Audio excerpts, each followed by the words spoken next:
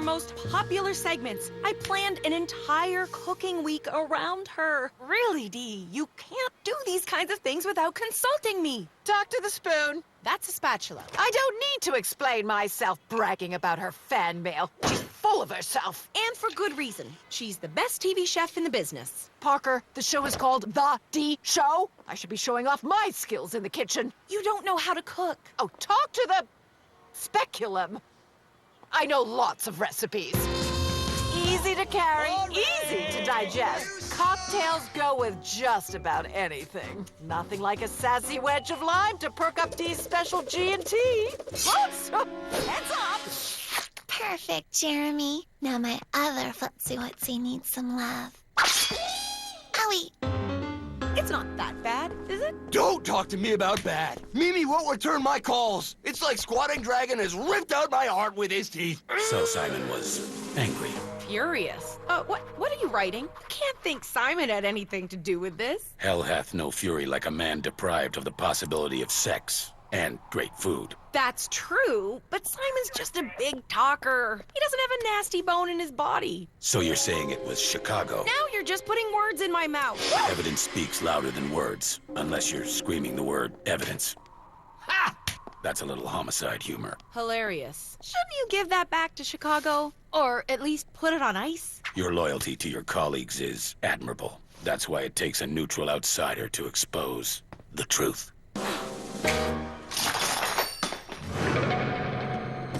Rat poison, just as I suspected. Check it for prints and run them against the employee database. What?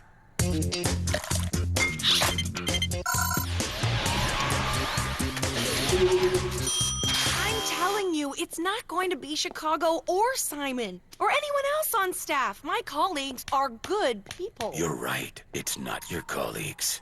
It's you.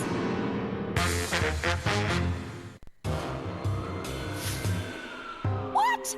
My fingerprints? But Oh, right. Oh, I completely forgot. A few days ago, I saw a mouse in the office. So, after I climbed down from the chair... Interesting.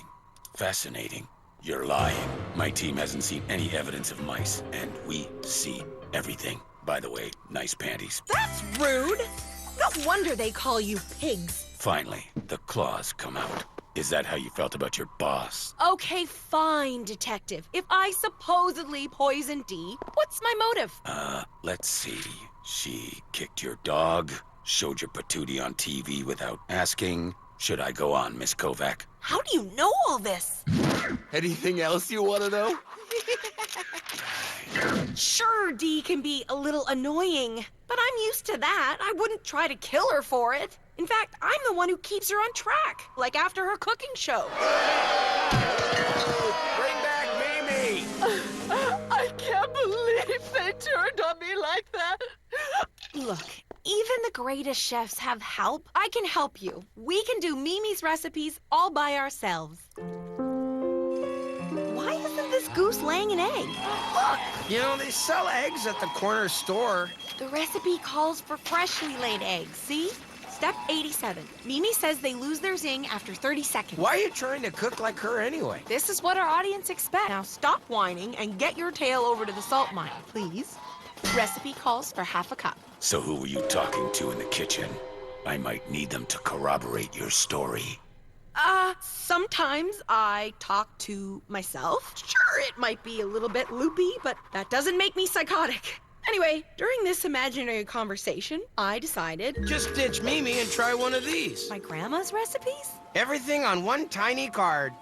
I don't know, Massimo. Our audience expects exotic and glamorous. You always said your botcha's cooking made you want to pinch your own cheeks. Did she mine her own salt? No, she liked to keep it simple. Pierogies were her specialty. I never left her house stressed or hungry. Now that sounds like a recipe for success. Why be a slave to complex cooking trends when you can relax and take it easy?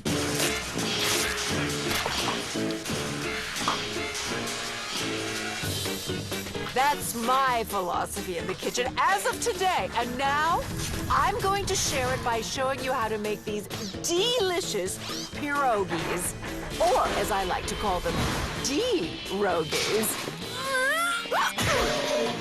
Darling babushkas, I give you the starchy goodness that's so popular in places you'd never want to visit. Who wants to try?